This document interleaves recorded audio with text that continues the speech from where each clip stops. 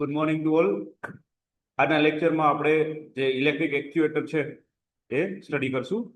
જીટીયુની final પરીક્ષામાં આ topic જે છે એ 4 અથવા 7 માર્કમાં પૂછાઈ શકે. તો સૌથી પહેલા તો આપણે ઇલેક્ટ્રિક એક્ચ્યુએટર છે એની વ્યાખ્યા જોઈ લઈએ. તો ઇલેક્ટ્રિક એક્ચ્યુએટર છે એ એવું ઉપકરણ છે, ઇક્વિપમેન્ટ છે કે જે વિદ્યુત ઉર્જા હોય એટલે કે ઇલેક્ટ્રિક એનર્જી છે એને યાંત્રિક ગતિ એટલે કે મિકેનિકલ મોશનમાં રૂપાંતરિત કરીને આપણે જે કંટ્રોલ વાલ્વ હોય એને ચાલુ બંધ ખોલ બંધ કરે અને એની સ્થિતિ એને કંટ્રોલ કરે. ક્લિયર? ઓકે, ફરી વાર રિપીટ કરી લઈએ. ઇલેક્ટ્રિક એક્ચ્યુએટર છે, બરાબર, એ જે છે એ વિદ્યુત ઉર્જા ઇલેક્ટ્રિક એનર્જીને યાંત્રિક ગતિ એટલે મિકેનિકલ મોશનમાં રૂપાંતરિત કરીને આપણે કંટ્રોલ વાલ્વને જે છે ચાલુ બંધ કરે અને એની સ્થિતિને નિયંત્રિત કરવાનું કાર્ય કરે છે. હવે ખાસ એની આકૃતિ જોઈ લઈએ, એના ઉપરથી આપણે એનું જે કન્સ્ટ્રક્શન એટલે કે રચના જે છે એ જોશું. તો આકૃતિમાં દર્શાવ્યા મુજબ એક સ્ટેમ્પ આપેલો છે, અહીંયા કંટ્રોલ વાલ આપેલો છે, અહીંયા ઇલેક્ટ્રિક કનેક્શન આપેલું છે, કોઇલ આપેલી છે, સ્પ્રિંગ આપેલું છે અને અહીંયા હાઉસિંગ કે જે આપણે બધા ભાગોને સુરક્ષિત રાખવા માટેનો એક ભાગ છે. હવે નીચેના ભાગોથી બનેલો હોય છે, આપણે જોયું એ મુજબ. તો એમાં ઇલેક્ટ્રિક મોટર જોઈએ તો વિદ્યુત ઉર્જાને યાંત્રિક ગતિમાં ફેરવવા માટે. પછી ગિયર બોક્સ હોય એ મોટરની ઝડપને ઘટાડે છે અને ટોર્ક વધારે છે. પછી આઉટપુટ શાફ્ટ છે એ વાલ્વને ફેરવવા માટે અહીંયા જે આપેલું છે એ અને એની ગતિ પહોંચાડે. લિમિટ સ્વિચ હોય એ વાલ્વને સંપૂર્ણપણે ખુલ્લું અથવા તો બંધ થાય ત્યારે મોટરને બંધ કરે છે. પછી પોઝિશન ફીડબેક યુનિટ વાલ્વની સ્થિતિને કંટ્રોલ કરે છે, અહીંયા જે આપેલા છે એ. પછી કંટ્રોલ સર્કિટ છે એ કંટ્રોલ સિગ્નલને સ્વીકારીને મોટરને નિયંત્રિત કરે છે અને હાઉસિંગ આપ્યું છે એ તમામ ભાગોને સુરક્ષિત રાખે છે. ઓકે, તો આ થઈ ગયું એનું કન્સ્ટ્રક્શન. આકૃતિ ઉપરથી એનું કન્સ્ટ્રક્શન એટલે કે રચના લખવાની, જેટલા ભાગો છે એનું વર્ણન કરવાનું. ક્લિયર?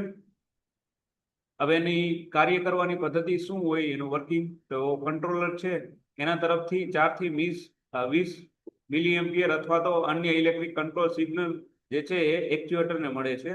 હવે કંટ્રોલ સર્કિટને તે સિગ્નલ અનુસાર ઇલેક્ટ્રિક મોટરને ચાલુ કરે છે અને મોટર ગિયરને ફેરવે છે. બરાબર, કાર્ય પદ્ધતિ આપણે રચના મુજબ જોયું કે કંટ્રોલર હોય એ 4 થી 20 મિલી એમ્પિયર અથવા તો અન્ય ઇલેક્ટ્રિક જે કંટ્રોલ સિગ્નલ હોય એ એક્ચ્યુએટરને મળે છે અને કંટ્રોલ સિગ્નલ જે કંટ્રોલ સર્કિટ છે તે સિગ્નલ અનુસાર ઇલેક્ટ્રિક મોટરને ચાલુ કરે છે. હવે મોટર ગિયર બોક્સને ફેરવે અને ગિયર બોક્સ જે છે એ મોટરની ઝડપ ઘટાડીને તેનું ટોર્ક ઉત્પન્ન કરે અને આઉટપુટ શાફ્ટ વાલ્વને સ્ટેમને ફેરવે. પરિણામે જે કંટ્રોલ વાલ્વ હોય એ જરૂરી પ્રમાણમાં ખુલ્લો અને બંધ થાય, જેટલી રિક્વાયરમેન્ટ હોય એ મુજબ. ખાસ આની બધું જે છે કંટ્રોલ વાલ્વ છે એને ખોલ બંધ કરવા માટે જ આખું જે છે રચના હોય છે.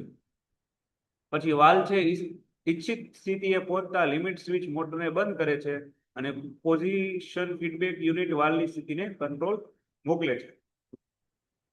હવે કન્સ્ટ્રક્શન અને વર્કિંગ જોયા પછી આપણે એના ફાયદા જોશું.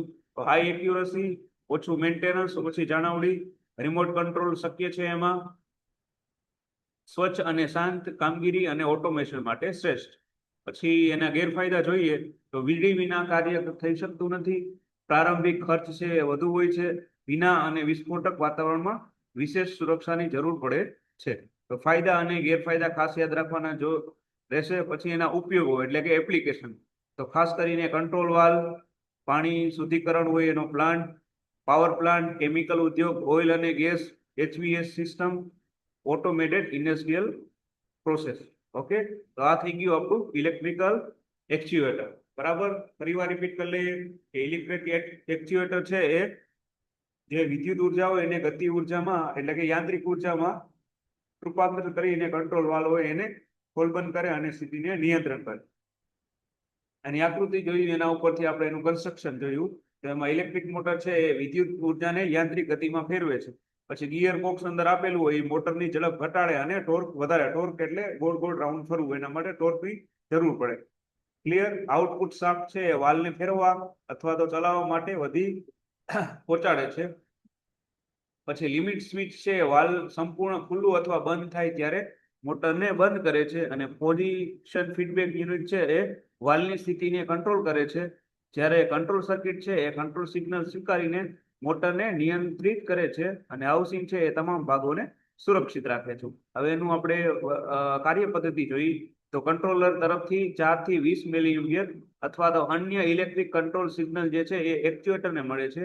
હવે કંટ્રોલ સર્કિટ તે સિગ્નલ અનુસાર ઇલેક્ટ્રિક મોટરને ચાલુ કરે છે અને મોટર ગિયર બોક્સને ફેરવે છે. ગિયર બોક્સ છે એ મોટરની જે ઝડપ ઘટાડીને વધુ ટોર્ક ઉત્પન્ન કરે છે, જ્યારે આઉટપુટ શાફ્ટ છે એ વાલ્વ સ્ટેમને ફેરવે છે. પરિણામે જે કંટ્રોલ વાલ્વ છે એ જરૂર પ્રમાણમાં ખુલ્લો અથવા બંધ થાય છે.